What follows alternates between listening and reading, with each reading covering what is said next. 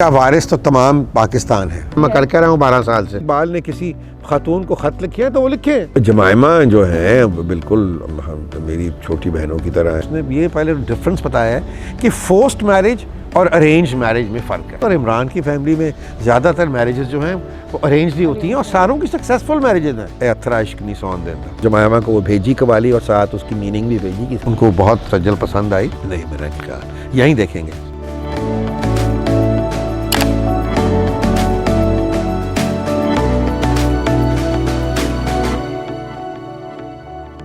अस्सलाम वालेकुम व्यूअर्स, मैं हूँ ज़ारा मुस्तफ़ा और आप देख रहे हैं इंसाफ डिजिटल।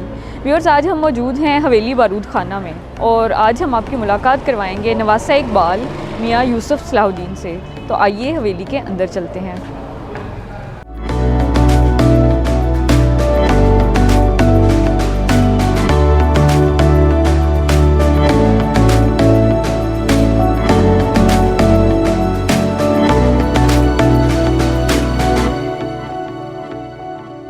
सर कैसे हैं आप? बहुत मेहरबानी।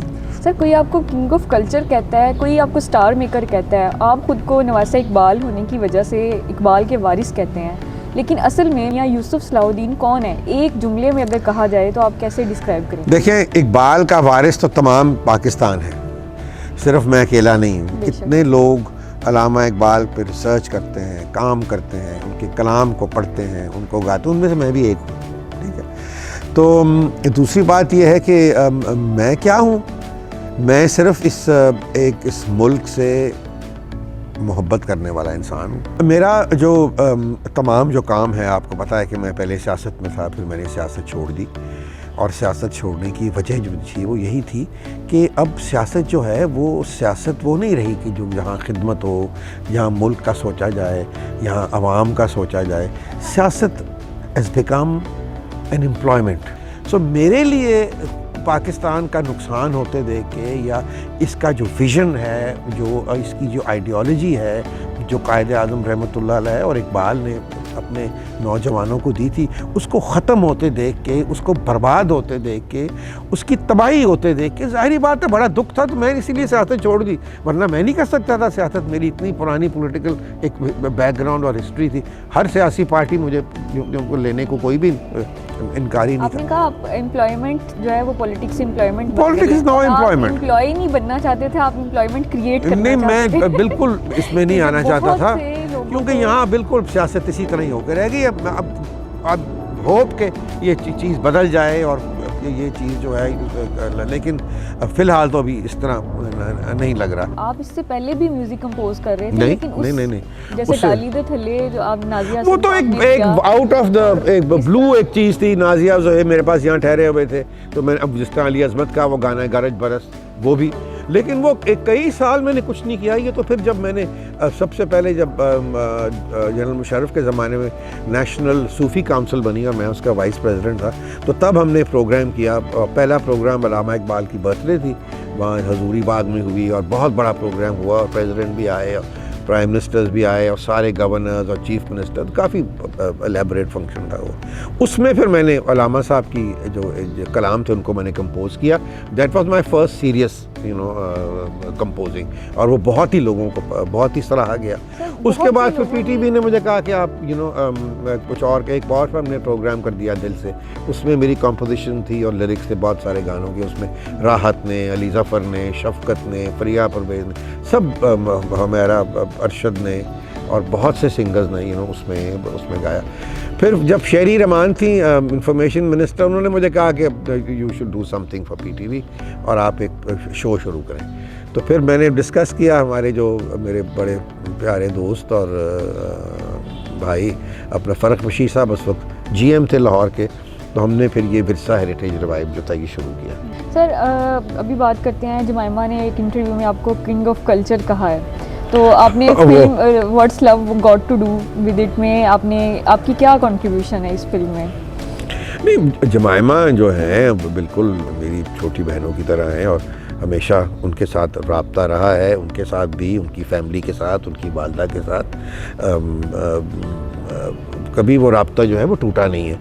और ये एक ज़ाहिरी बात है कि एक फ़िल्म वो बना रही थी, मैंने बिल्कुल उनको इनकरेज किया कि ज़रूर बनाएं। सर, और जब बड़ी उन्होंने एक आइडिया आपके साथ शेयर किया होगा फिल्म का कि वो अरेंज मैरिजेस पे बनाना चाहती है, और इतना मुझे इंटरेस्टिंग लगा है ये कि उन्होंने एक वेस्ट को एक नया उन्होंने concept दिया है basically ये कि अरेंज मैरिजेस जो हैं वो असल में असिस्टेड मैरिजेस हैं, और ये देखिए, कोई फोर्स उसका मैरिज बड़ा- नहीं है। हाँ, तो ये जब बड़ा- उन्होंने आइडिया आपके साथ शेयर किया होगा तो आपको कैसा लगा था? नहीं, बहुत अच्छा लगा। और पहले उसके माइंड में कुछ और था, एक और किस्म की फ़िल्म थी, जो कि फिर उसके बाद ये इसकी तरफ जमायमा आई।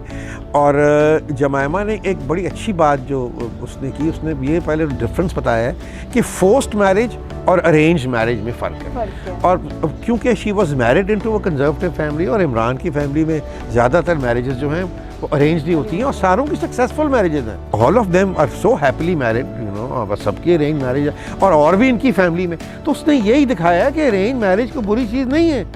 और उसकी स्टोरी का एंड भी ये है कि एंड में उसकी जो उनकी एक अंग्रेज़ नेबर है, वो अपनी माँ से कहती है कि तुम मेरे लिए रिश्ता कोई ढूंढो। तो ये उसका सारा है। और बिल्कुल सर, आपको कैसे लगा कि सजल अली जो हैं वो इस कैरेक्टर के लिए बेस्ट चॉइस हो सकती हैं? आपने जमायमा को क्यों इंट्रोड्यूस कराया, सिर्फ सजल से ही क्यों? जब मुझसे जमायमा ने मुझे बताया ये सारा कैरेक्टर, तो मैंने 3 नाम भेजे थे। एक सज्जल का था, because I think she would have suited the role. एक सोनिया हुसैन।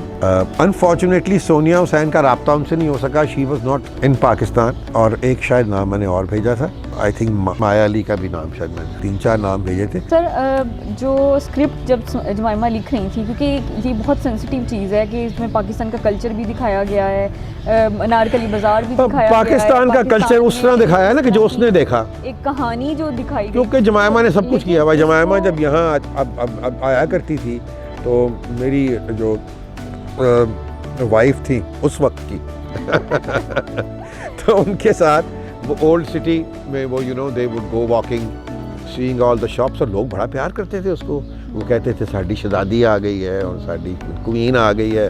और बड़ी औरतें जब उसको मिलती थी वहाँ, क्या कहते हैं, सर, इमरान खान से मोहब्बत करने वाले लोग तो अभी भी उनको शहजादी मानते हैं, क्वीन मानते हैं। बिल्कुल भाई, बहुत ज़्यादा। मैं अभी देख रहा था कि ये सेपरेशन को बहुत ग्रेसफुली मैंने वो कैरी किया है, और अभी बहुत जब ये अच्छा सारा जियो ने जो किया है इंटरव्यू जो उसका किया था, वो मैंने उसको जमायमा से कहा कि आप इसको डेफिनेटली लगाओ, इसको अपने इंस्टाग्राम के ऊपर, सोशल मीडिया के ऊपर। और वो आप देखें कि मेरे ख्याल पता नहीं कितने इस वक्त उसके कई लाख उसके व्यूज़ हैं। और जो कमेंट्स हैं पाकिस्तानियों के, इतने खूबसूरत कमेंट्स हैं कि आई मीन इट्स जस्ट अच्छा। नहीं सर, ब्यूटीफुल। बताएं, आपने स्क्रिप्ट में उनको कोई हेल्प किया?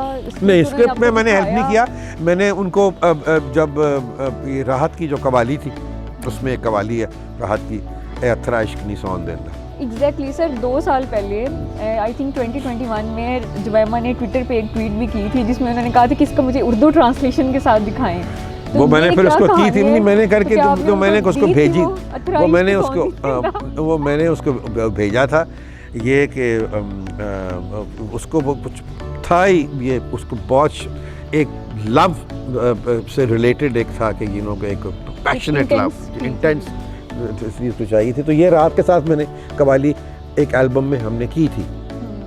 बल्कि जो पहला विरसा हेरिटेज रिवाइव का प्रोग्राम था, उसमें जिसमें नसीरुद्दीन शाह साहब आए थे एज अ चीफ गेस्ट, तो उसमें ये कवाली भी शामिल थी, तराइश की निस्वान देना, जो खान साहब ने, नुसरत फ़तेह अली खान साहब ने ओरिजिनली इसको गाया था, इस कवाली को। तो वो मैंने अब उसको जमायमा को वो भेजी कवाली, और साथ उसकी मीनिंग भी भेजी कि इसकी मीनिंग है। उन्होंने ट्विटर पे तो कहा उन्होंने- था मुझे इसका ट्रांसलेशन बताएं। पहले हमने सोचा था कि इसका रात का ये यहाँ शूट कर लेंगे हवेली में, अच्छा। तो लेकिन अब फिर जमायमा ने हवेली रिक्रिएट कर दी वहाँ, जिस तरह विरसा का होता है ना वो सीन, वो महाराजा में शायद उन्होंने किया है, जहाँ भी उन्होंने किया, उन्होंने उसको वही उस टाइप की ही तो उसको क्रिएट करके तो उसको किया। I think it will be going to be a fun film, funny भी होगी। और देखिए, एक बड़ी अच्छी चीज़ जमायमा ने की, उसने टॉप स्टार्स लिए पाकिस्तान से, कि one of the top stars, England के एमा थॉम्सन, और वो दूसरी जो है एक बहुत बड़ी स्टार है अंजलि जैन, फिर शबाना आज़मी हिंदुस्तान से, और Shekhar Kapur whose also international, मतलब के डायरेक्टर है, उसने एलिज़ाबेथ 2 भी की और बहुत सारी फिल्में। And he is a good man.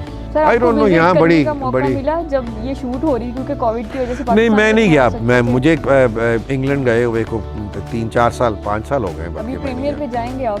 नहीं मेरा नहीं कहा, यहीं देखेंगे। यहीं देखेंगे। सर जुमैमा कहती हैं कि वो बहुत दिल चाहता है कि मैं पाकिस्तान आऊँ, तो क्या आप तो उनको ज़रूर है, invite मैं तो करेंगे? कहता हूँ उसको कि जब लास्ट टाइम जब आई थी मेरे यहाँ ही ठहरी थी, तब उनका एक डायरेक्टर भी साथ आया था, तब उन्होंने कोई डॉक्यूमेंट्री पाकिस्तान पे उन्होंने करनी थी, तो हम यहीं वो डायरेक्टर साहब भी यहीं ठहरे, जमायमा भी यहीं ठहरी, और ऑलवेज़ और प्लेजर जब इन जाने का इत्तेफाक होता है इंग्लैंड तो ज़रूर मुलाकात होती है, बल्कि उनकी वालदा से भी, उनके भाई जो हैं उनके साथ भी मेरी बड़ी अच्छी दोस्ती है, बल्कि एक उनके भाई तो आके मेरे पास यहाँ ठहरे भी थे, जो उनकी जो फ्रेंच जो उनकी एक जेम्स गोल्डस्मिथ की जो वाइफ थी, उनमें से जो बच्चे हैं, तो वो भी, बल्कि उन्होंने यहाँ पाकिस्तान में कुछ इन्वेस्टमेंट्स भी की हैं, उन्होंने स्टॉक एक्सचेंज के अंदर ये काफ़ी। सर जब जुमैमा यहाँ आप कहते हैं कि आई और हवेली में भी रही हैं वो, तो कोई इस हवेली के वाले से इमरान खान और जुमैमा की कोई मेमोरीज़ हमारे साथ शेयर करें? सुलेमान छोटा सा था और हम खाना खा रहे हैं, पता नहीं वो निकल गया और हमें रियलाइज़ नहीं किया, तो बस उसकी रोने की आवाज़ें आए। अब पागल जमायमा कभी इधर ढूंढे, कभी इसमें देखे, कभी उधर जाए, कुछ समझ ही ना आए, उसकी रोने की आवाज़ आए और कुछ पता नहीं।